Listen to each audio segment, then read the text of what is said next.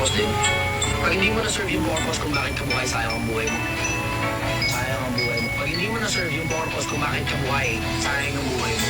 Maraming taong basta na lang sasayang yung buhay nila. Yung isa sa mga pinakamalalaking dahilan dahil sa kayabangan. Hanapin mo ang purpose mo. Kasi sigurado ako sa'yo, hindi mo pa nakikita yung purpose mo kung bakit mo tinatanong na sa akin. Hanapin mo ang purpose mo. Hanapin mo yung dahilan kung bakit ka ba nabubuhay, kung bakit ka ba ginawa, kung bakit ka ba nandito. Ako nakita ko yung sa akin para magsilbi sa kapwa-tao. Para magbaka sakali na meron akong pag-asa sa kabila. Yun ang nakita ko. Kaya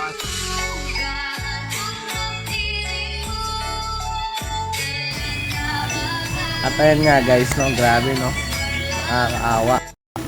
Kahit na nakasama tayo kay Boss Norman, ayan, so tinatawag na ko laong sa bandang huli, parang siya yung bida. Kaya makagago, aray ko, gandaan na, ikaw na susunod. So ganito na lang yung video, maraming salamat sa mga nanood. So, sa mga gusto nga pala ng Crazy siya, huwag na magtagal, yan na.